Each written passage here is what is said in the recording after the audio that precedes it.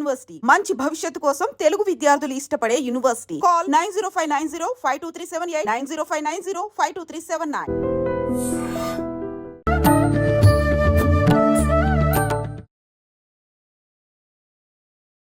నమస్కారం, welcome to I dream. ధర్మ మార్గం విత్ విజిత కార్యక్రమానికి స్వాగతం. ప్రస్తుతం మనతో పాటు ఉన్నారు దివ్య విశ్వశక్తి పరివార్ ప్రచారకులు స్వామి ఓం స్వరూప్ గారు. ఇప్పుడు వారితో మాట్లాడి మన సందేహాలన్నింటినీ కూడా నివృత్తి చేసుకునే ప్రయత్నం చేద్దాం. నమస్కారం అండి. దివ్య విశ్వ స్వరూపులందరికీ కూడాను దివ్య ఆశీస్సులు. అక్షయ తృతీయ రాబోతోంది మరికొన్ని రోజుల్లో.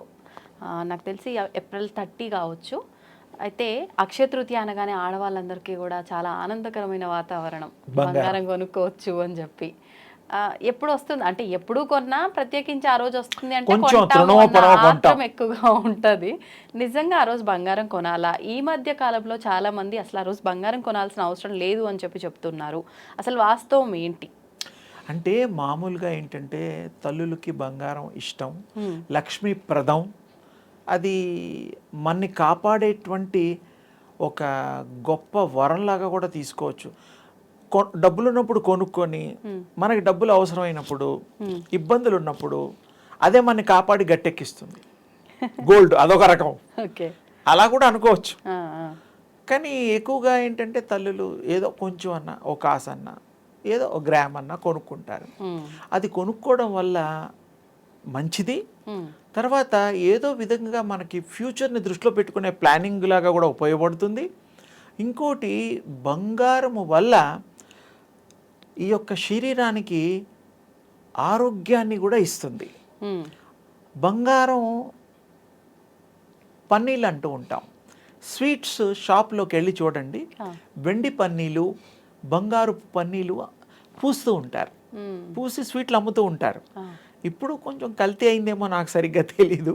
ఒకప్పుడు గోల్డ్ పన్నీళ్ళు చేసేవారు, చేసేసేసి చక్కగా స్వీట్ల మీద పెట్టి తినేవారు.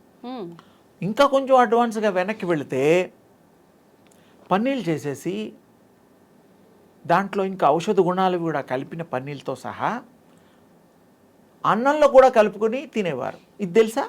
తెలీదు.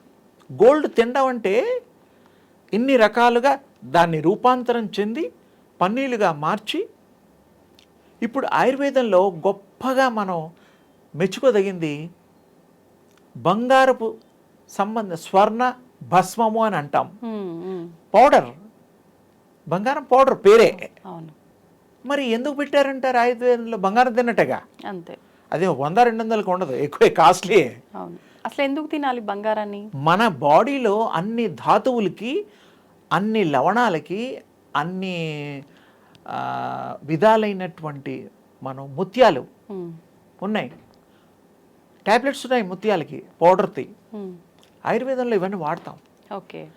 అలాగే ఈ నవగ్రహాలకు సంబంధించిన ప్రతి గ్రహానికి ఒక రిప్లికా, ఒక నిర్దేశింపబడ్డ వస్తువుల్ని మనం ధరిస్తాము.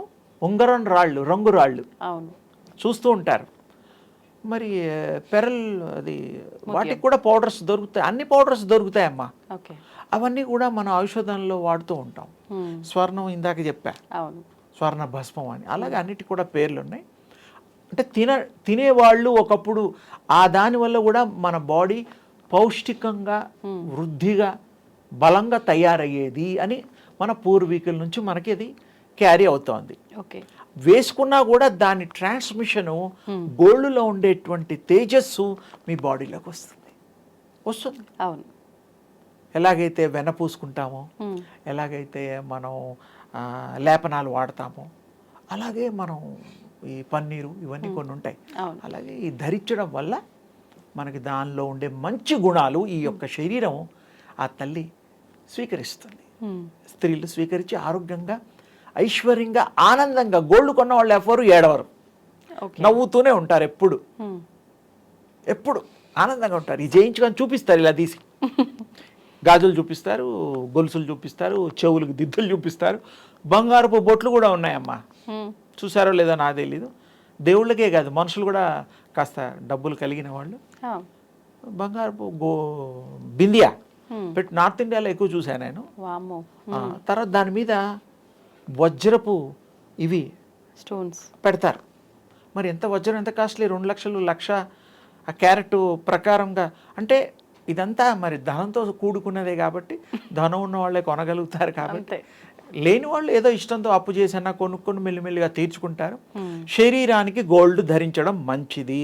ఒకప్పటి గోల్డ్, ఇప్పుడు లేటెస్ట్ గోల్డ్ గురించి నాకు తెలియదు, అందులో ఏం కలుపుతున్నారో కొన్ని వింటూ ఉంటాం కాబట్టి pure gold is good for health. మరి అసలు గోల్డ్ ధరించడం వల్ల ఉపయోగాలు ఏంటో చెప్పారు. ఇంతకీ అక్షయ తృతీయ రోజు గోల్డ్ కొనాలి. నిజంగా? అలానన్నా కొంటాం కదా, ఏదో పేరు పెట్టుకొని.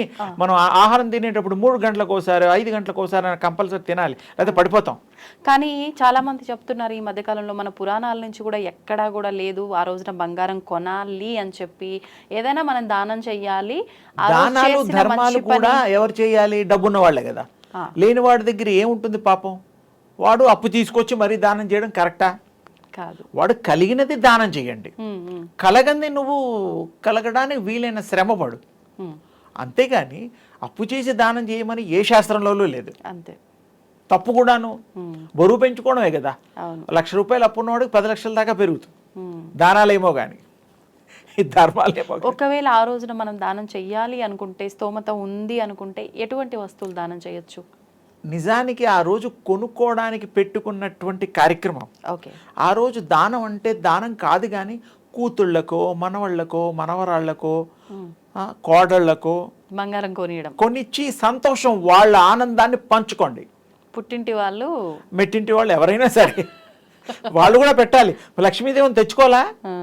ఒక ఇంట్లో లక్ష్మీని నువ్వు తెచ్చుకున్నావు అబ్బాయి, మరి ఆ అమ్మాయికి అన్ని ఇవ్వాలి కదా. అంతే కదా. కంఫర్ట్స్ ఇవ్వకపోతే ఆ అమ్మాయి మనసు బాధపడదేంటి? ఇంత సేవ చేస్తున్నాను, ఇంతమందికి వండి పెడుతున్నాను, ఇంతమందికి ఇన్ని రకాలుగా నేను అన్ని కూడా సమకూరుస్తున్నాను, నా మనస్సును ఎరిగి వాళ్ళు సంతోషపెట్టి ఇంత పెసరెత్తు బంగారం కొనిపెట్టలేరా, బాధపడదేంటి? మరి ఆ అమ్మాయికి ఎవరు కొనిపెడతారు? పెద్దవాళ్ళు మీరు చెప్తున్నారు కాబట్టి అందరూ రెడీగా ఉండాలి ఆ రోజు జేబులు ఖాళీ చేసుకోవడానికి. మగవాళ్ళు లేదు, సంతోష పెట్టడం. ఫైనల్ గా బంగారం కొన్నా సంతోషమే, మనస్సును సంతోష పెట్టాలి. ఎంత ఉంటే అంత. డబ్బు లేకుండా అప్పు తీసుకొచ్చి కొనమని కాదు మా ఉద్దేశం. ఉన్న దాంట్లో సంతోషంగా గృహలక్ష్మిని సంతోష పెట్టాలి. గృహలక్ష్మిని పేరే లక్ష్మీదేవినే తెచ్చుకున్నాం మనం. వాళ్ళు కూడా విష్ణుస్వామి అనుకునే ఈ లక్ష్మిని వాళ్ళు కన్యాదానం చేసినప్పుడు కాళ్ళు గడగడం అవన్నీ కార్యక్రమాలు అందరికీ తెలుసు. ఆ ఇంటి లక్ష్మిని మన ఇంటికి లక్ష్మిగా మార్చుకొని మనం కూడా ఆ లక్ష్మి కళలు ఉట్టిపడేటట్టుగా మన కుటుంబాన్ని కూడా, ఆ అమ్మాయిని పెళ్లి చేసుకున్న వారు కూడా అంత గొప్పగా అవుతారు, తీరుతారు. అందరూ కలిసిమెలిసి ఆ ప్రేమను పంచుకుంటే. ఓకే. ఇక ద్వేషాలకి అతీతంగా ఉండాలి. మరి 100 ఏళ్ళు కాకపోయినా ఎన్నేళ్ళున్నా భర్తతోటే ఉండాలి, అత్తమామలతో ఉండాలి, ఆడపడుచులతో ఉండాలి, మరుదులతో ఉండాలి, వచ్చే పోయే చుట్టాలని మరి గౌరవించాలి, తప్పదు కదా. అందుకని ఆ రోజు బంగారం కొనుక్కుంటే అదొక గుర్తుగా మిగులుతుంది. సెంటిమెంటే అనుకో, ఏదన్నా అనుకో, కొండ మంచిదేగా. అంతే. సంతోష పెట్టడం కాజ్ మెయిన్. ఒక తల్లిని సంతోష పెట్టేటువంటి కార్యక్రమం కాబట్టి కొనాలి, దాచుకుందాం, ఎప్పటికైనా అది ఉపయోగపడకపోయినా నష్టం లేదు, కానీ కొంటే ఆనందం. అంతే. ఆనందాన్ని పంచుకునేంత గొప్ప అవకాశం మళ్ళీ బంగారంలోనే ఉంది. డబ్బిస్తే మళ్ళీ అదే పోయి కొనుక్కుంటాంగా.